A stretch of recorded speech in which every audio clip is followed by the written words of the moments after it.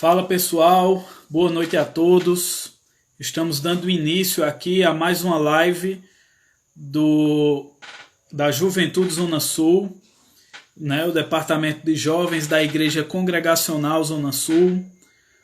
Hoje vamos tratar de um tema muito importante, muito relevante, principalmente para o momento que estamos vivendo, que trata-se da suspensão dos cultos e o direito à liberdade religiosa. Entrando aí, estão me escutando bem, se puder dar um feedback para saber como é que está o nosso áudio, o nosso vídeo, está tudo certinho aí, vocês estão escutando bem? Nós hoje vamos ter, né, para tratar desse tema, e aí ele já se encontra conosco, que é o Dr. Jean Regina, que é uma das sumidades aqui no país quando se fala sobre direito e religião. E para mim é uma honra estar aqui conduzindo essa live de hoje, tratando desse tema. E essa live é importante também, doutor Jean, para o pessoal saber que a gente não é a mesma pessoa. Porque lá na consciência cristã, o pessoal estava confundindo. O senhor apresentou o livro lá no tabernáculo, aí o pessoal chegava no stand e eu estava lá divulgando o livro. Né? Então, é uma satisfação, meu irmão, te ter aqui nessa live. E eu vou falar um pouco do currículo do Dr. Jean antes de passar para ele, para dar suas considerações iniciais. E aí nós vamos trazer algumas questões pertinentes sobre o tema, levantadas pela nossa juventude. E você que nos acompanha, meu irmão, minha irmã, nessa live, pode deixar também nos comentários aí a sua pergunta, o seu questionamento sobre o tema, que o Dr. Jean estará à disposição para responder. Então, o Dr. Jean, como eu falei, é palestrante da Consciência Cristã, palestrou ano passado e esse ano. Ele é coautor da obra Direito Religioso, juntamente com o Dr. Tiago Vieira, que também é um grande amigo nosso. Direito Religioso, Questões Práticas e Teóricas, que já está na terceira edição, desta vez pela Vida Nova. É advogado militante na área de direito eclesiástico desde 2004, graduado em Direito pela UBRA, que é a Universidade Luterana do Brasil. Também é pós-graduado em Estado Constitucional e Liberdade Religiosa pela Universidade Presbiteriana Mackenzie, em parceria com a Universidade de Oxford e a Universidade de Coimbra. Pós-graduado também em Teologia e Bíblia pela UBRA, segundo vice-presidente do IBDR, Instituto Brasileiro de Direito e Religião, e coordena aí o corpo de juristas das igrejas históricas protestantes brasileiras para estudos de direito eclesiástico. Então, meu irmão Jean, seja muito bem-vindo à live da nossa juventude. É uma imensa satisfação contar com você. Além de irmão em Cristo, é também um grande amigo aí dessa área do direito e religião. Isso aí, Rafael. Boa noite. Obrigado pelas palavras carinhosas e generosas, porque, na verdade, nós todos somos aprendizes, né? Somos eternos aprendizes em todas as áreas, e no direito não é à toa que nós usamos o termo praticar o direito, né? Porque o direito ele é exatamente uma ciência de prática, uma ciência que vai, ao longo do tempo, sendo aprimorada e nunca para, um conhecimento sempre em movimento, em trânsito, especialmente porque é uma ciência de análise do comportamento social. É uma ciência social aplicada. Ou seja, nós estudamos a sociedade, estudamos o momento como em determinado momento histórico a sociedade se comporta, quais valores ela carrega, e comparamos isso com aquela carga de valores, de normas, de conteúdos que são inerentes ao ser humano, que são aqueles direitos que vêm antes do Estado, né, os direitos naturais, e que tanto são combatidos hoje por uma mentalidade nova, mentalidade moderna e pós-moderna, e que fazem muito mal. E momentos como o que nós estamos vivendo são momentos de as máscaras caírem. O pessoal gosta muito dessa expressão, né? Mas, antes de tudo, é um prazer gigante estar aqui falando contigo, falando com essa juventude avivada, essa juventude que se mexe, que sai do lugar comum, que numa segunda-feira à noite está querendo estudar e prestar atenção em situações muito importantes, em o que está acontecendo, né? E também, obviamente, saudar todos os irmãos queridos da querida Campina Grande, a cidade que eu aprendi a amar, que realmente tem na consciência cristã um evento modelo para o Brasil, um evento que faz a diferença na vida de milhares de pessoas, que impacta a vida de milhões, porque, afinal de contas, o que se gera de conteúdo nesses eventos aí não é brincadeira. E para nós é uma honra sermos parte do grupo de palestrantes e também levarmos esse conhecimento do direito religioso, não só para o Nordeste, mas para o Brasil inteiro. E através da vida de vocês aí também podemos compartilhar um pouco do que Deus nos deu e do que Deus nos chamou para fazermos como vocação. E também, obviamente, então, vai ser um encontro bonito, né, do Jean do Nordeste com o Jean do Sul. Verdade. Prazer estar aqui. Amém. Desde já, doutor Jean, agradecemos por ter aceito esse convite aí da nossa juventude e certamente nós vamos ter aqui momentos muito edificantes e também de conhecimento para todo o corpo de Cristo. E aí, meu irmão, como nós não poderíamos fugir desse tema, né?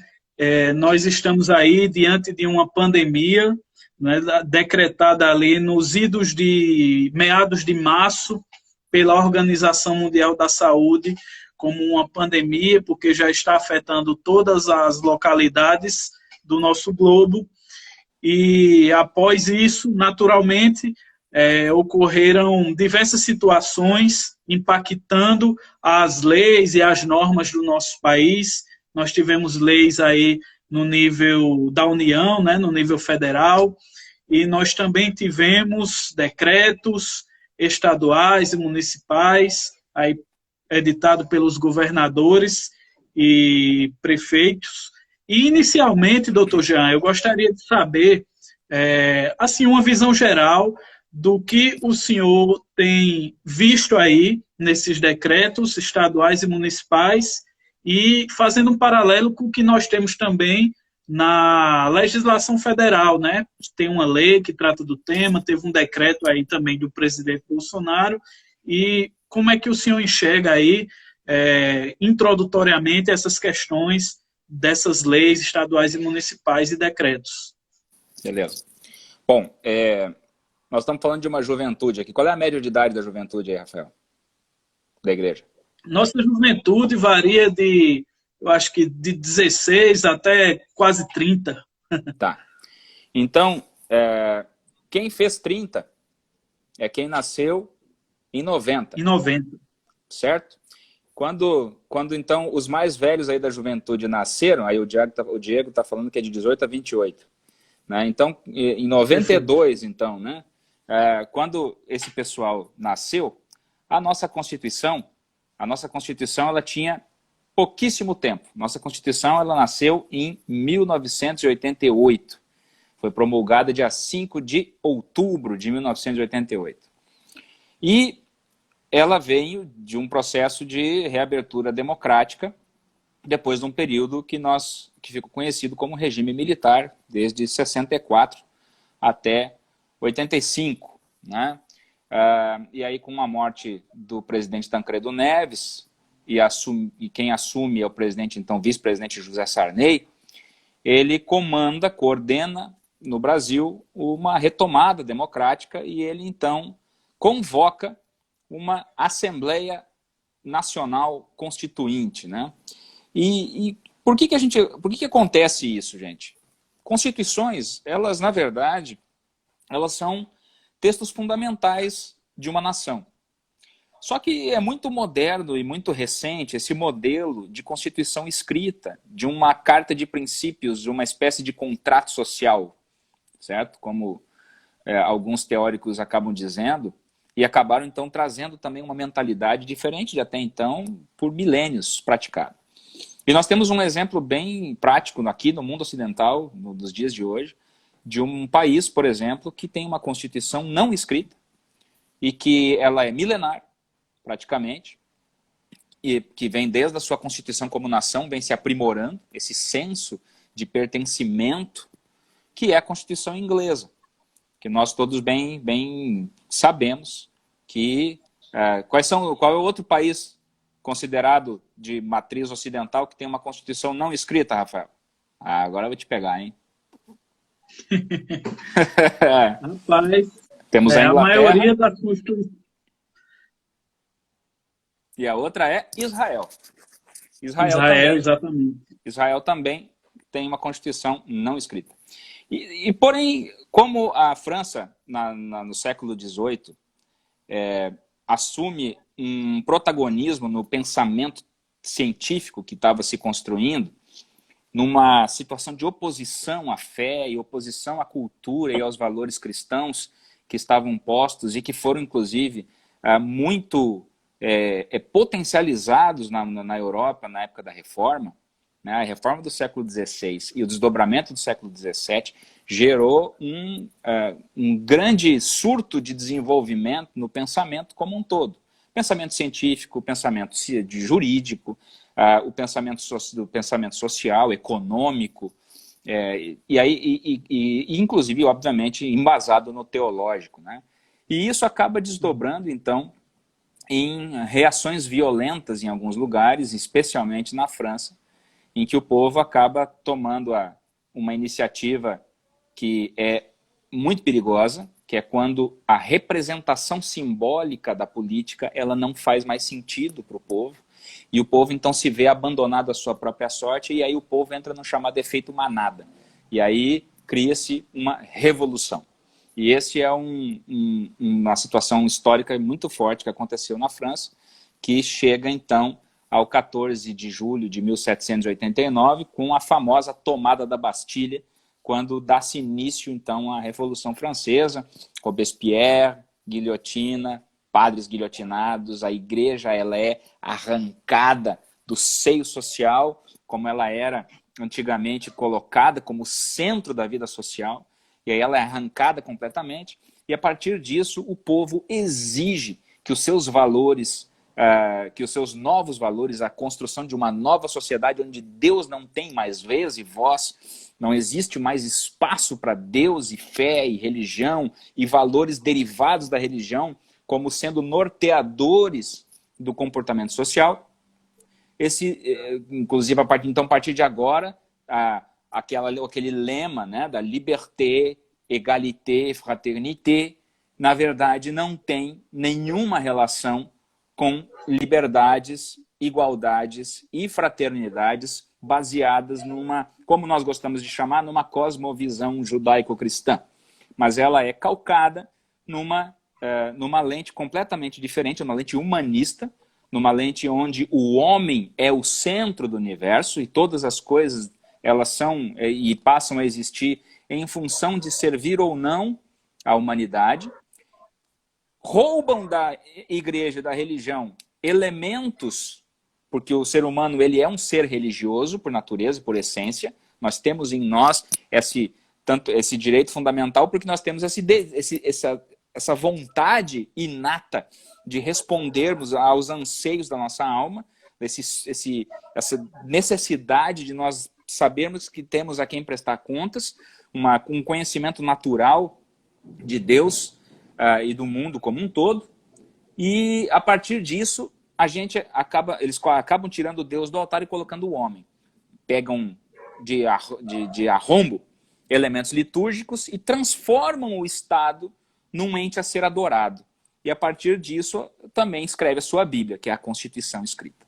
E essa Constituição escrita ela vai acabar depois, a Revolução, todos devem lembrar que ela teve vida curta, porque logo depois as guerras começaram, a instabilidade social na França ficou muito grande, a ponto de Napoleão Bonaparte conseguir tomar uma proeminência, virar um primeiro cônsul, e logo depois Napoleão consagra-se imperador. E onde é que ele vai se consagrar imperador? Onde é que ele vai ser coroado imperador?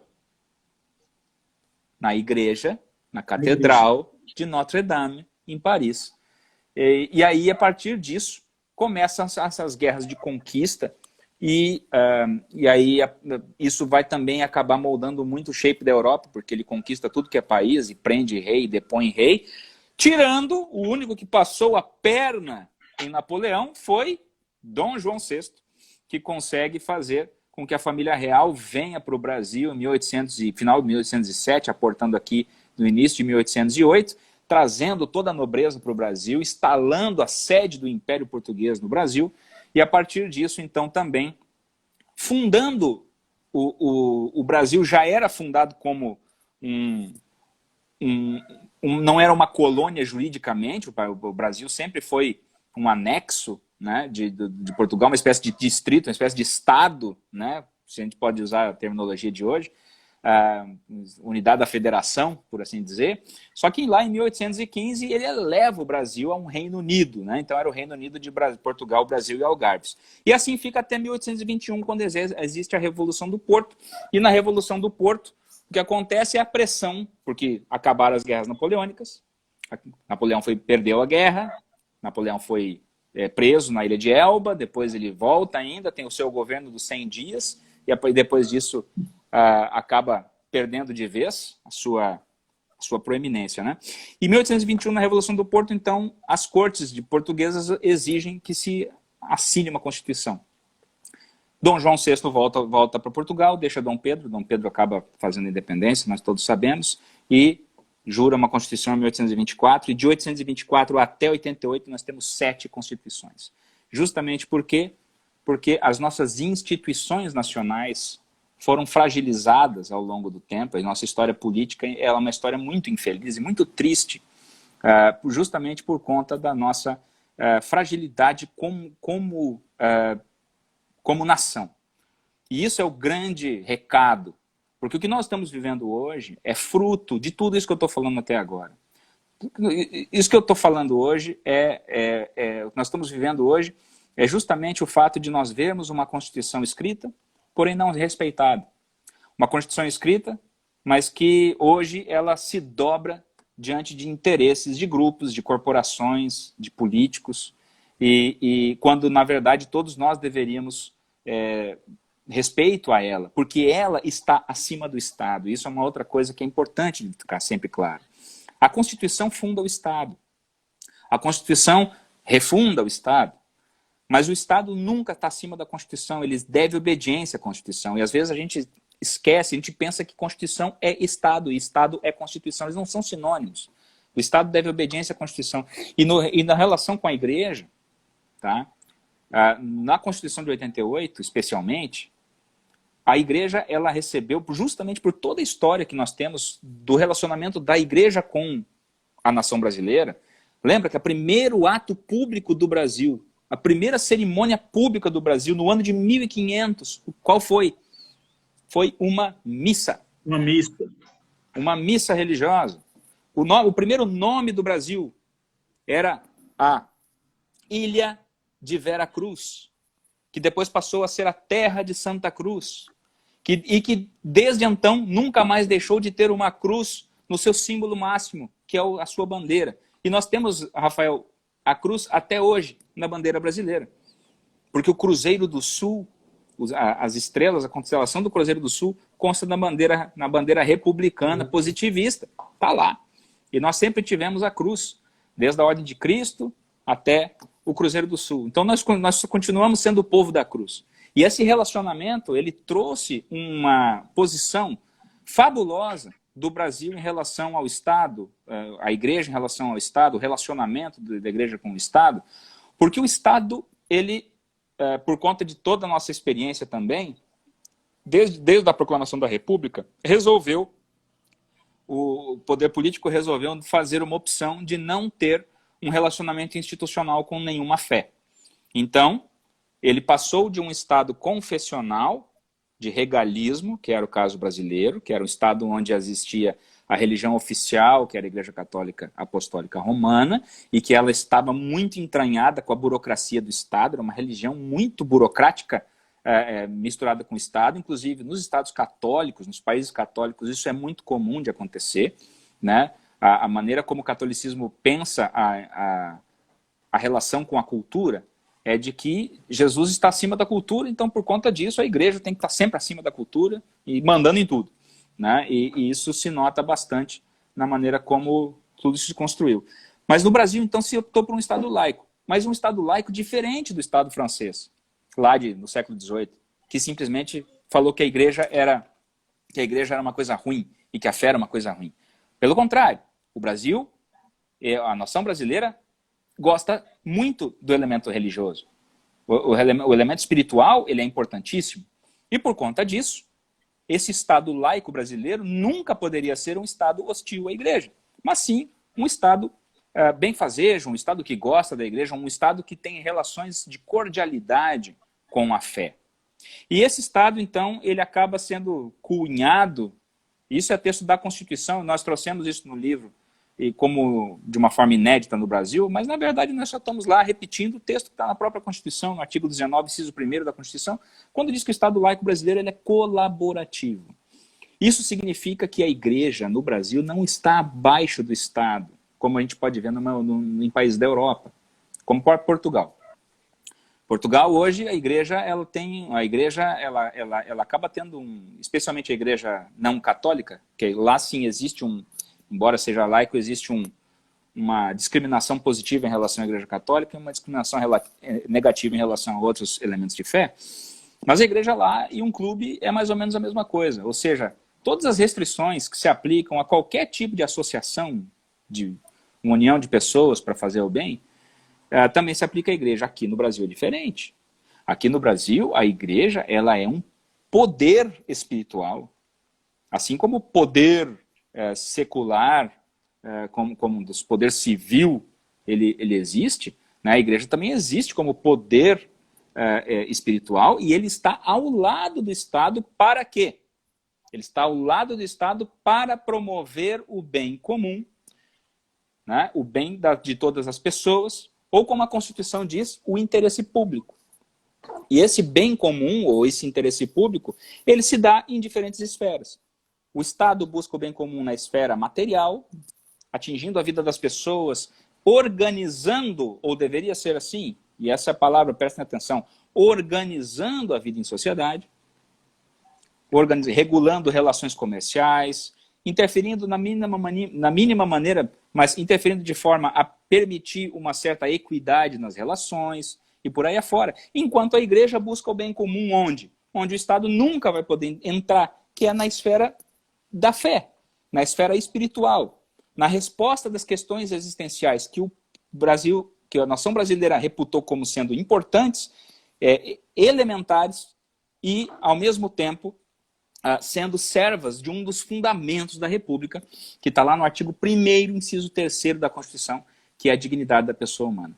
Então, com este pequeno resumo, o que eu quero dizer é o seguinte, Rafael.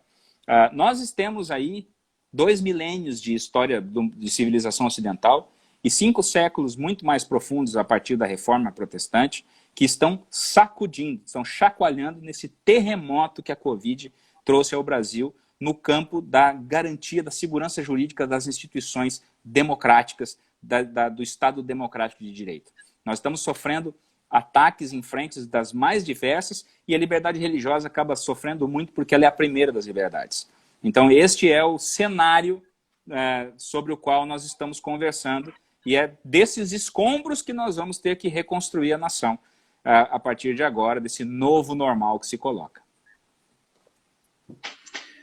Perfeito, doutor Jean. Então, como o doutor Jean deixou bem claro aí, fazendo essa verdadeira aula da evolução histórica, né, da relação da igreja com o Estado no nosso país, demonstrando claramente que a nossa Constituição Federal, ela, ao invés de ser uma Constituição restritiva às religiões, ela é uma Constituição que favorece a coexistência e a expressão de todas as religiões, né? E apesar disso, né, apesar desse, como os próprios autores, o doutor Jean e o doutor Tiago trazem no livro, desse modelo colaborativo de laicidade, a gente tem visto aí algumas situações extremamente absurdas, né, onde autoridades, fundamentando-se em decretos estaduais e decretos municipais, ou seja, coisas que estão abaixo da Constituição, cometendo absurdos, como, por exemplo, a gente teve ali no município de Forquilinha, Santa Catarina, a interrupção de um culto doméstico que estava havendo numa residência, com aproximadamente 5 ou 6 pessoas, e aí um dos vizinhos denunciou que estava ali havendo uma aglomeração de pessoas, e atrapalharam, né, um momento sagrado ali para aquela família. E entre tantos outros exemplos, né, que a gente tem visto também nos últimos dias. Só que diante disso, desses casos, né, a gente tem visto também outras situações, onde, por exemplo, algumas igrejas, até mesmo aqui no nosso município de Campina Grande, elas têm aberto os seus templos e algumas estão realizando cultos normalmente.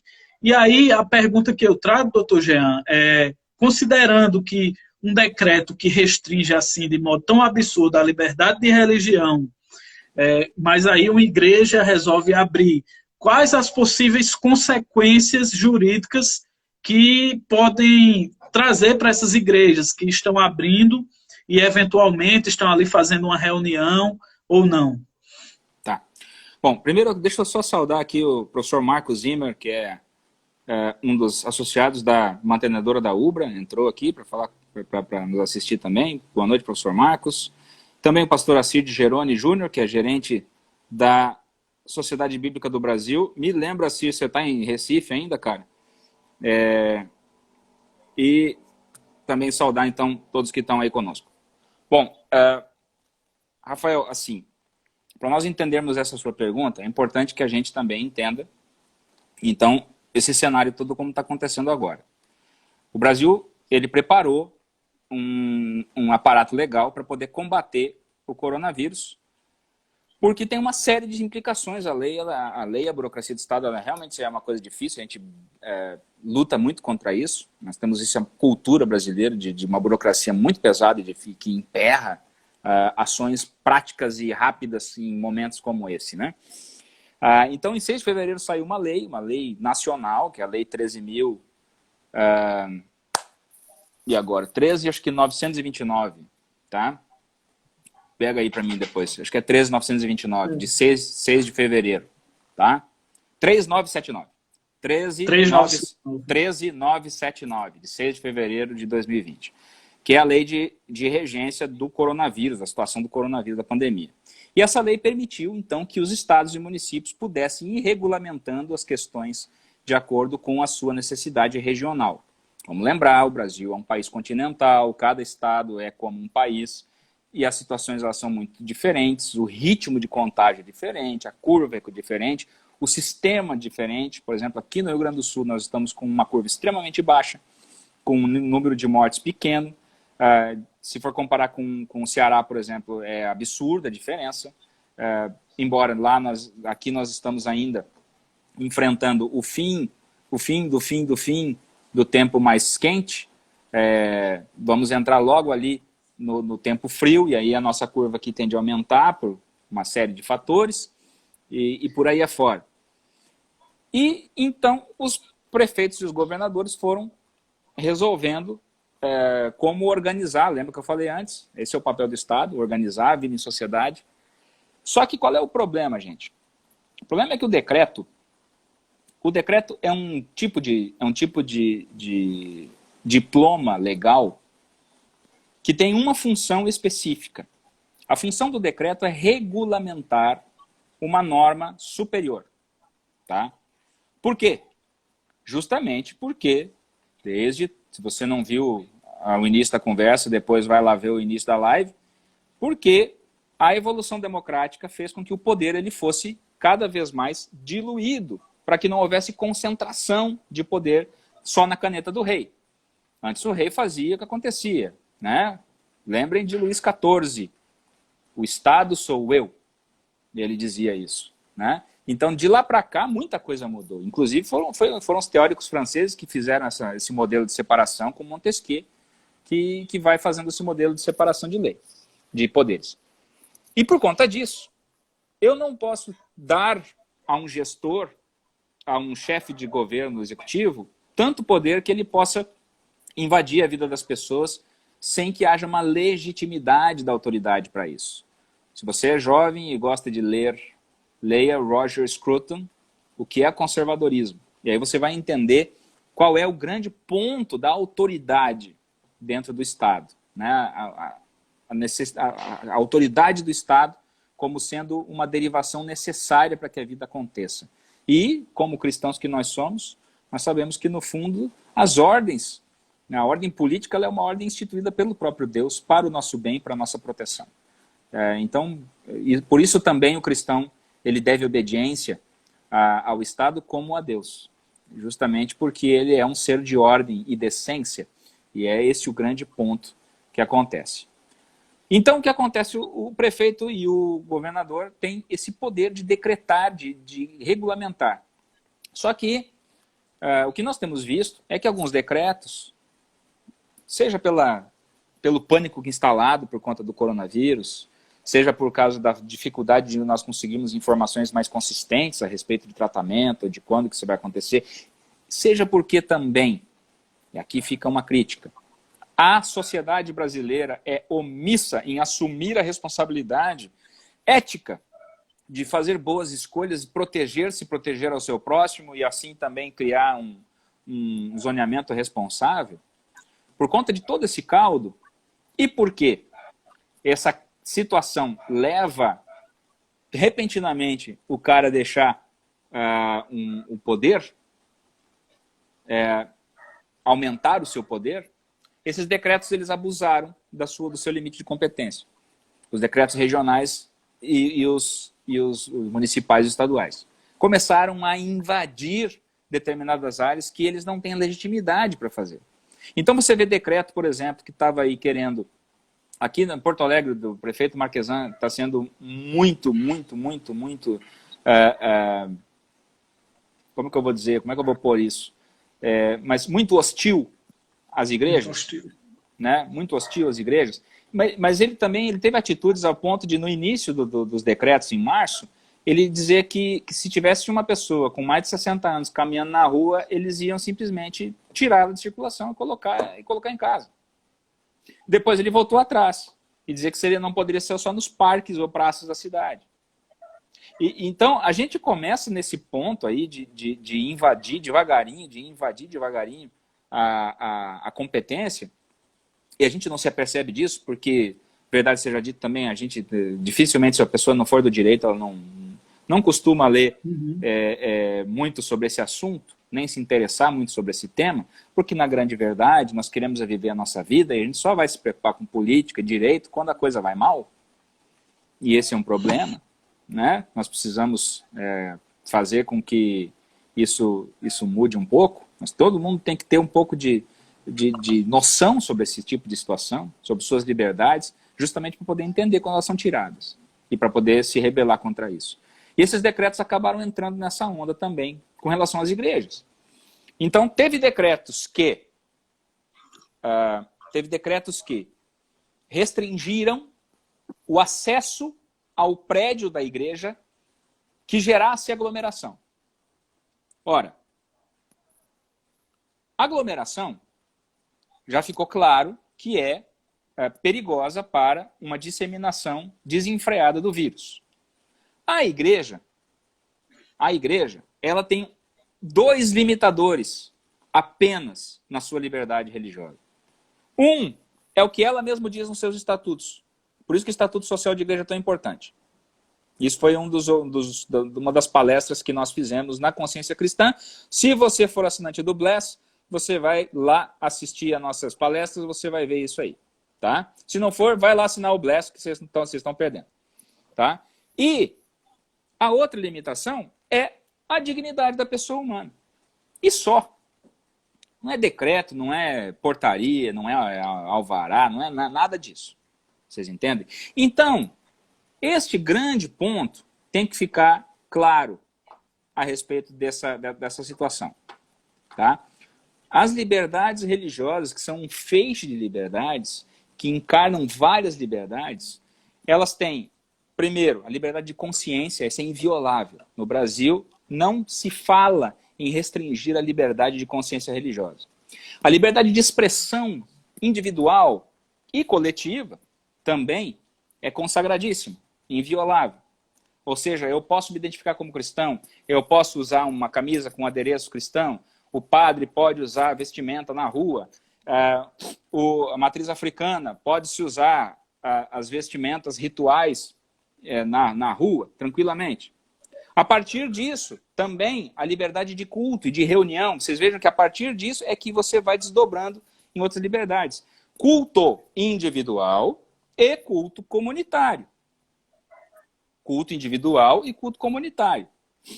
Eu sou de uma igreja histórica protestante, sou luterano, confessional, e nós temos, por exemplo, a ceia do Senhor como um sacramento. E por conta disso, então, nós não fazemos como a maioria das igrejas estão fazendo a sua ceia nas casas. Eu estou há 2 meses sem participar da Santa Ceia. E me causa uma saudade gigante. Eu tenho vontade de estar lá com os irmãos, de poder participar desse momento, que é um momento tão importante para a minha espiritualidade. Mas eu reconheço, nós entendemos como congregação, que esse não é o momento da igreja estar reunida, gerando aglomeração. Muito bem. Agora, quando o decreto do governador ou o decreto do prefeito, ele transpassa isso e ele vai dizer que a igreja não pode abrir sob nenhuma hipótese, que a igreja não abre de jeito nenhum, bom, aí eu tenho uma violação à liberdade religiosa. Porque o meu culto não pode ser barrado por um decreto. Porque eu tenho uma garantia constitucional que está milênios acima, lá naquela pirâmide que um teórico do direito, Hans Kelsen, fez a respeito da hierarquia das normas jurídicas. Então, eu não posso permitir, não posso deixar por aí, simplesmente, que se vilipendie um direito tão sagrado como a liberdade religiosa. Sabe por quê, gente? Por 2 motivos. Primeiro, porque nós estamos tudo falando aqui sobre isso, né? Em outros países, eu sempre falo isso nas minhas palestras, em outros países, as pessoas não valorizam a liberdade religiosa, nos países ocidentais, porque na grande verdade elas não valorizam mais a religião. Então, se você não valoriza a religião, não tem por que valorizar a liberdade religiosa. Aqui no Brasil é diferente. Aqui no Brasil nós valorizamos a fé, nós valorizamos a religião. Então, por conta disso, nós temos o dever de valorizarmos a liberdade religiosa também, certo? E isso começa aí na juventude. Começa em momentos como esse, que a igreja se reúne, que os jovens se reúnem e que vão pensar, vão estudar, vão sair do lugar comum. Deve ter, obviamente, gente aí que não é do direito, que vai começar a raciocinar sobre esse tipo de tema, que vai também, então, crescer, evoluir, e assim também vai continuar sendo sal e luz por onde anda, certo? Esse é o primeiro grande fator. E o segundo grande fator é que a liberdade religiosa, ela é matricial, ela é o fundamento das demais liberdades. Inclusive, ela é um fator importantíssimo de barrar o totalitarismo do Estado. Porque se o Estado, pensem comigo, se o Estado ele pode invadir a vida das pessoas a ponto de dizer o que ou como elas devem crer, é muito simples para o Estado chegar ao ponto de me dar 12 cortes de cabelo para eu poder cortar no máximo, como acontece lá na Coreia do Norte. Isso é uma decorrência lógica. E essa é uma decorrência lógica que a gente só pensa, só entende quando já foi o boi com as cordas, quando já desceu a ladeira abaixo. Mas nós estamos no início da ladeira. Nós ainda temos como colocar pedras ali e fazer uma barreira de contenção. E esse é o momento disso. Esse é o momento de nós, como igreja, entendermos isso. E de nós, como sociedade, apreendermos isso. E assim nós podemos crescer.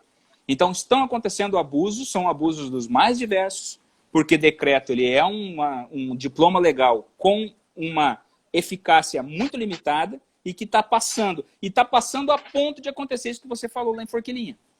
O decreto foi mal escrito, Rafael. Lá naquele dia o decreto estava assim, ó.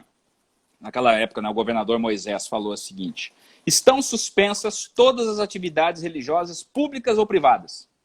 O que ele quis dizer com isso? Que não pode ter nenhum tipo de cerimônia religiosa em lugar aberto ou em lugar fechado. Só que o advogado dele escreveu muito mal esse texto. Ficou uma interpretação aberta. E no Brasil, nós temos uma cultura de que o cara do cartório interpreta a lei, assim como o ministro do STF. Que o policial interpreta a lei, assim como o ministro da Justiça. E o que aconteceu? Aconteceu isso que você falou. Foi lá uma denúncia, Ó, tem gente fazendo oração aí, pelo amor de Deus, vai dar aglomeração, esse vírus chechelento vai ficar aqui em cima de nós, não sei o quê. E aí, o que acontece? O policial tá falando com a denunciante. Tá, mas o que aconteceu? Tem quantos carros aí fora? Estão com carro de som? Tem grupo de louvor? Tá com bateria aí? Aí a mulher vai falar, não, tem 5 pessoas aqui da família aqui que tá fazendo oração. O policial tinha que falar assim, mas a senhora levanta as mãos pro céu e agradece. Tem uma vizinha crente. Podia ser um baile funk do seu lado aí, ia ser muito pior. O que o policial fez? Foi lá, a guarnição, bater na casa da mulher e disse o seguinte, o decreto disse que não pode ter nenhuma atividade pública nem privada, então para de orar. Isso é um absurdo. Isso é um absurdo. E ficou assim, ó, icônico, né? Porque se deu o maior rebu lá e mudou, inclusive, o texto do decreto. Mas pensem bem, gente. Isso é uma situação ocorrida em 2020, em plena vigência do Estado Democrático de Direito da Constituição de 88. Isso é muito grave. O futuro que eu vou legar para os meus filhos depende das ações que eu vou tomar agora, que nós, como sociedade, vamos tomar agora. E essa é uma preocupação a mais. Se tem jovens pais aí também, sabem do que eu estou falando. Esse é um processo importantíssimo de nós tomarmos consciência. Então, está acontecendo muitas situações como essa, e eu, inclusive, não vou me alongar no detalhe, porque eu tenho um convite para fazer de um baita de um evento que nós estamos começando amanhã, para todo mundo participar, que vai tratar exatamente disso. Depois, no fim, a gente tira um tempinho para falar sobre isso aí, né, Rafael? Com certeza. Vamos sim falar. Inclusive, eu já tinha até pautado aqui para a gente divulgar no final da nossa live o evento sobre direito e religião. Isso aí. Vamos deixar o pessoal curioso. Olha, Diego já se inscreveu. Diego já se inscreveu, ó, falou aí. Diego é rápido. E aí, meu amigo doutor Jean, você falou algo muito importante e que tem a ver com a nossa próxima pergunta, né? As nossas liberdades individuais, especialmente a liberdade religiosa, ela foi conquistada a duras penas, sob muito derramamento de sangue, né? Basta a gente fazer gerações inteiras, a gente fazer um resgate da nossa tradição cristã, que sofreu ali a perseguição do Império Romano na igreja primitiva, né? E a gente tem ali com o advento da Reforma Protestante as guerras religiosas entre católicos e protestantes. Já aí no século passado, nós tivemos os regimes totalitários, que eram também bastante hostis à religião, à religiosidade, especialmente contra o cristianismo. E continua hoje. Continua, exatamente. Continua e é uma sanha que parece que está dentro de muitos governantes brasileiros, né? Está vindo à tona agora, que muitos deles têm se inspirado aí em Kim Jong-un, entre outros. 2/3 da população mundial. 2/3 da população mundial vivem com severas restrições à liberdade, entre elas e principalmente a religiosa.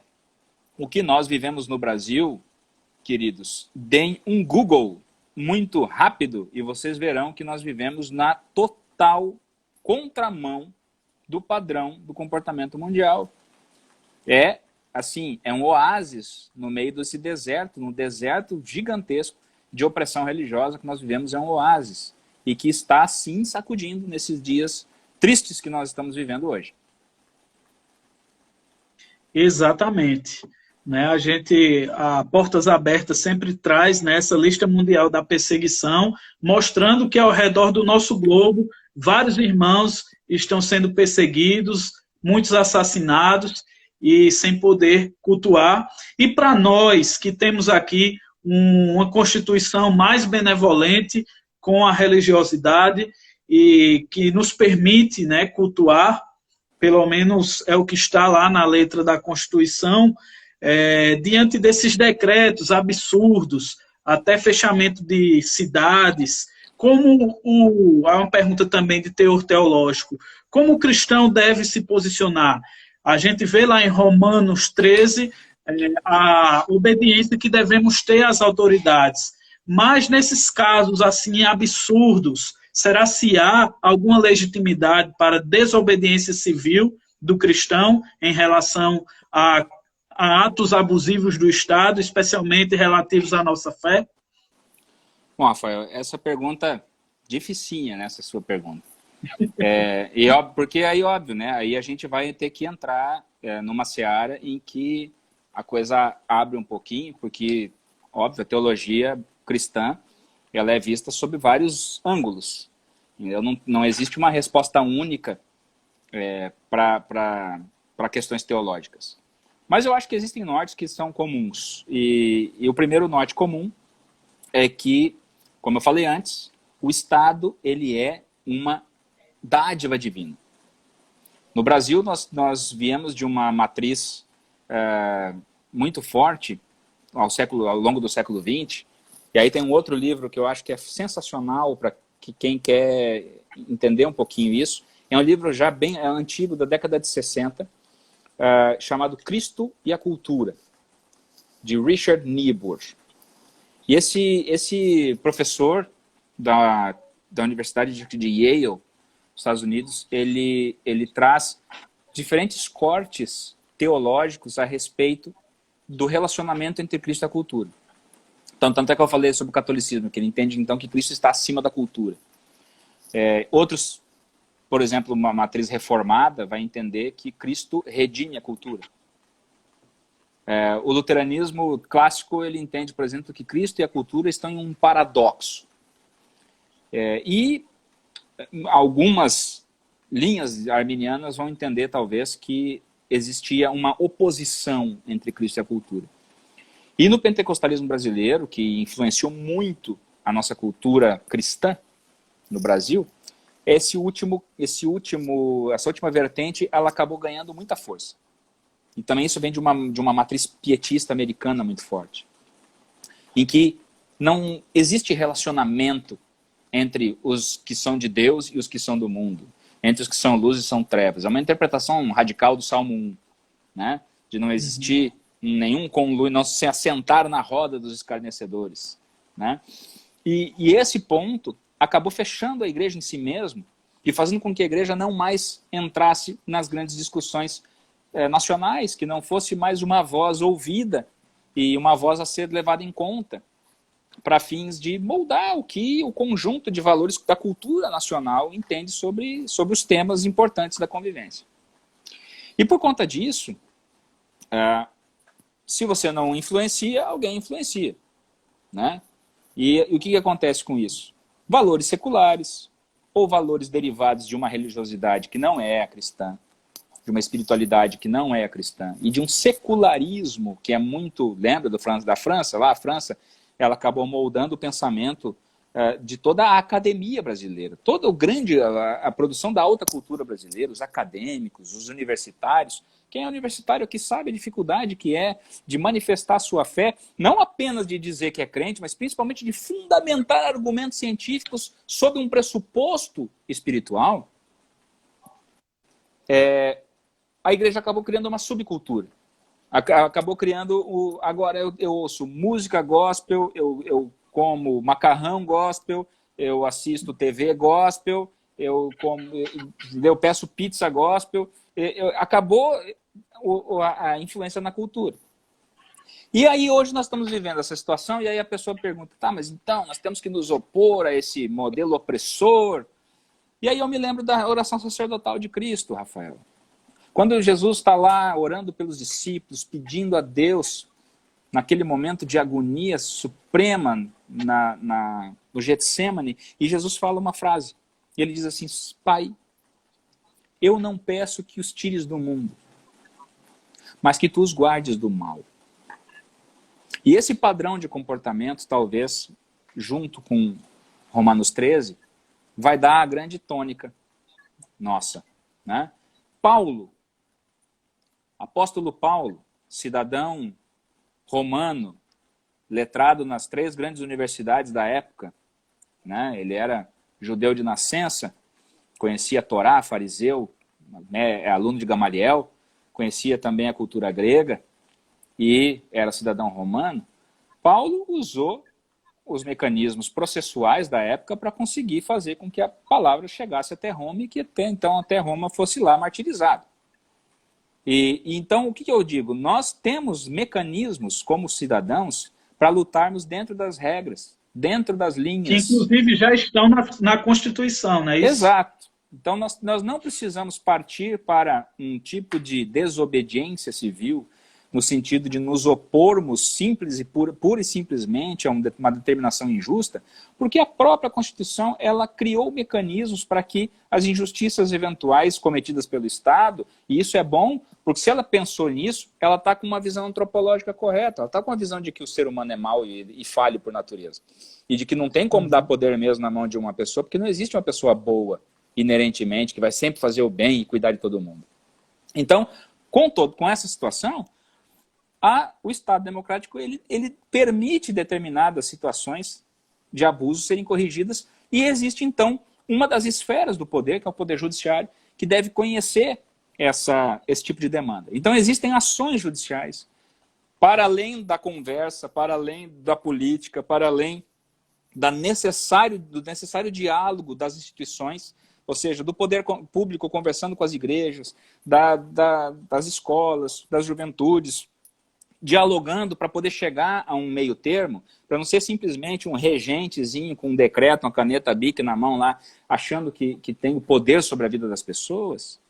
Se isso não dá certo, daí nós temos que passar para a segunda esfera, que é justamente as igrejas se organizarem, as associações de pastores se organizarem, conselhos de pastores se organizarem, as associações tipo a VINAC se organizarem, né, e fazerem valer os direitos consagrados na Constituição, não pelo direito, não pelo privilégio, não porque por achar que é uma coisa assim de corporativa, mas porque nós crentes nós temos o dever de amar o próximo.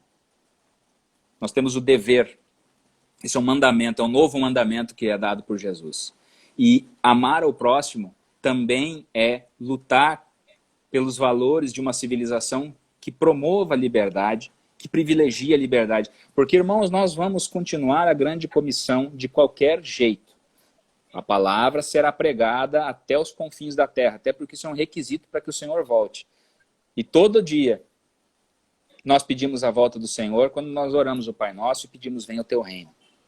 E nós queremos ser agentes dessa transformação também, agentes desse apressar da volta do rei, né? Como foi o lema da nossa querido encontro da consciência cristã desse ano, o retorno do rei, nós meditamos tanto sobre isso. Então, é importantíssimo que nós tenhamos com tudo isso o senso de que nós somos cristãos, então servimos ao reino da mão direita de Deus, como Lutero dizia, que é o reino da graça, e também estamos no reino da mão esquerda, que é o reino da espada, o reino da lei, o reino onde a espada do Estado é usada para refrear o mal e promover o bem.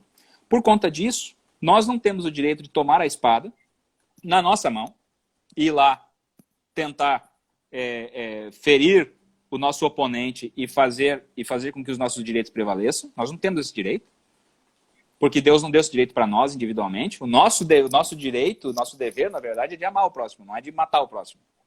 Certo? Porém, o Estado, sim. O Estado usa a espada. O Estado usa a espada a mando de Deus.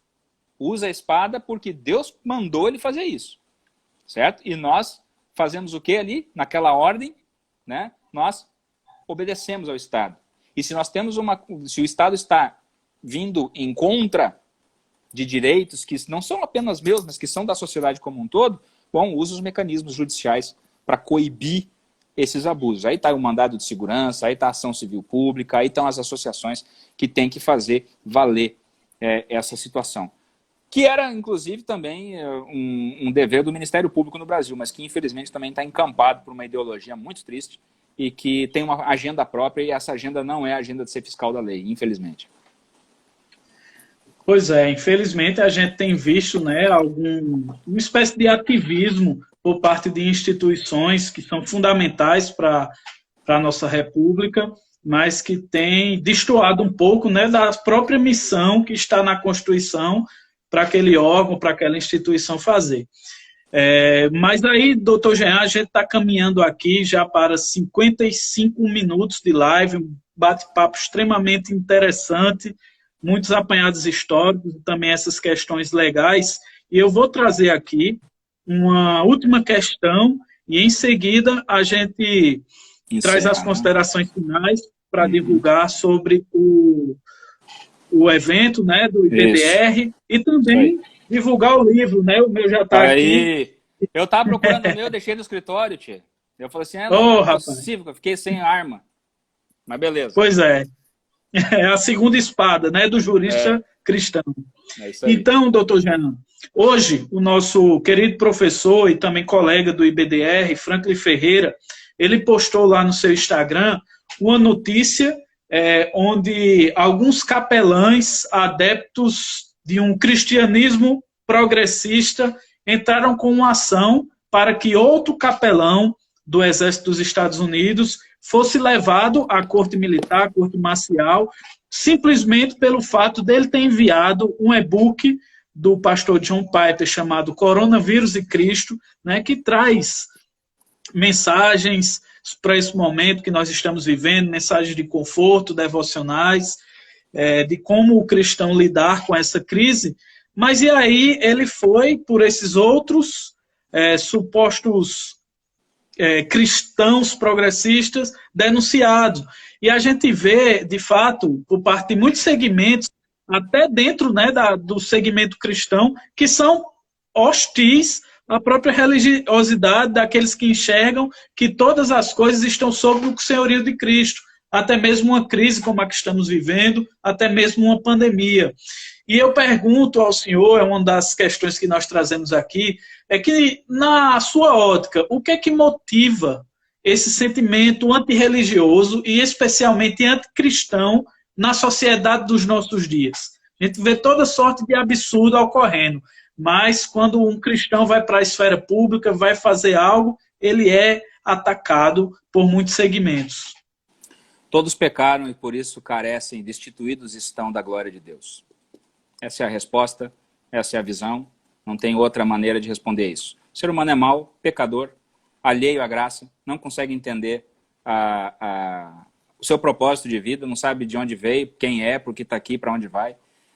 Nasceu num beco sem saída, não tem a menor noção da situação e, como diz Lutero, por sua própria razão ou força não pode crer em Jesus Cristo, seu Senhor, nem vir a Ele. Mas o Espírito Santo nos chamou pelo Evangelho, nos iluminou, e Amém. Santificou e promove a fé e nela nos preserva para a salvação eterna.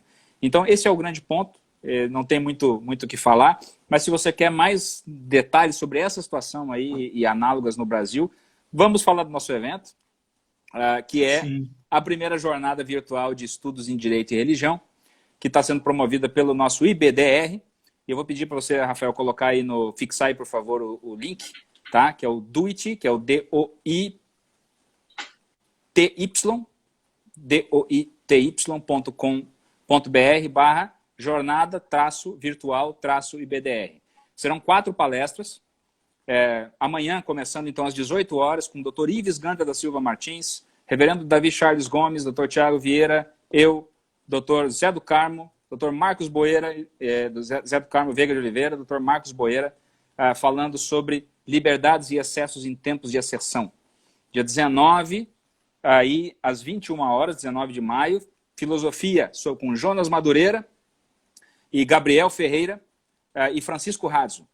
Dia 26, nós falaremos sobre religião com Dom Odilo Scherer e Reverendo Davi Charles Gomes. E no dia 2 de junho, falaremos sobre economia com Antônio Cabreira e com Madeline Laxo, também com Hélio Beltrão.